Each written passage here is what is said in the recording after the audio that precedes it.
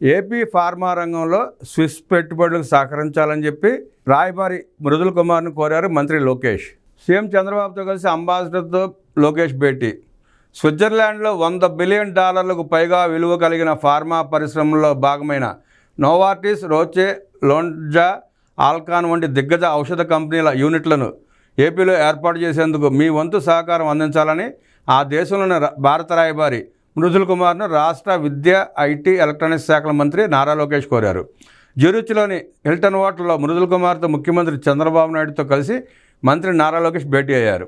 ఈ సందర్భంగా లోకేష్ మాట్లాడుతూ స్విట్జర్లాండ్లోని ఇంజనీరింగ్, ఐటీ, ఫార్మాస్యూటికల్స్, పారామెడికల్ రంగాల్లో 27,300 మంది భారతీయులు పనిచేస్తున్నారని, ప్రస్తుతం ఆంధ్రప్రదేశ్ రాష్ట్రం విదేశీ పెట్టుబడులకు పూర్తిగా అనుకూలంగా ఉందని, ఇటీవల ముఖ్యమంత్రి చంద్రబాబు నాయుడు ఇన్వెస్టర్స్ ఫ్రెండ్లీ విధానాలతో నూతన పారిశ్రామిక పాలసీని ప్రకటించారన్నారు.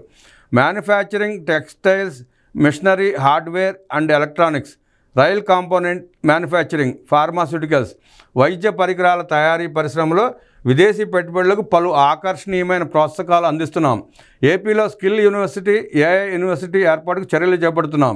ఇందుకు ఏపీ, స్విట్జర్లాండ్ వర్సిటీల నడుమ పరస్పర సహకారాన్ని కోరుకుంటున్నాం.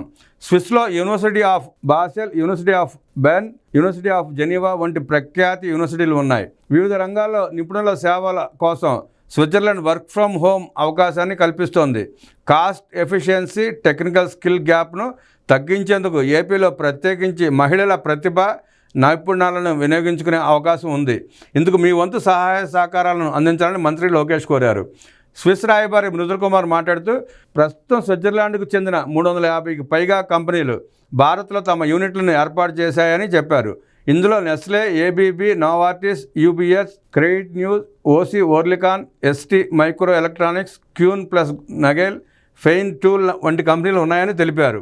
భారత్లోని స్విస్ కంపెనీల ద్వారా 1.3 లక్షల మందికి ఉద్యోగ అవకాశాలు లభించినట్లు చెప్పారు. అలాగే భారత్కు చెందిన టీసీఎస్, ఇన్ఫోసిస్, హెచ్సిఎల్, మహీంద్రా వంటి కంపెనీలు, బ్యాంకింగ్, ఇన్సూరెన్స్ సంస్థలు స్విట్జర్లాండ్లో తమ యూనిట్లను ఏర్పాటు చేశాయని, స్విట్జర్లాండ్ ఎఫ్డీఐలతో భారత్ కంపెనీల వాటా 4.36% ఉందని తెలిపారు. భారత్లో 2020-21లో 7.3% ఉన్న స్విస్ ఎఫ్డీఐలు కరోనా, ఇతర కారణాల వల్ల 2023-24 సంవత్సరానికి 1.14% తగ్గిపోయాయని చెప్పారు. ఆంధ్రప్రదేశ్లో స్విస్ కంపెనీలు పెట్టుబడులు పెట్టడానికి తమ వంతు సహకారాన్ని అందిస్తామని మృదుల్ కుమార్ తెలిపారు.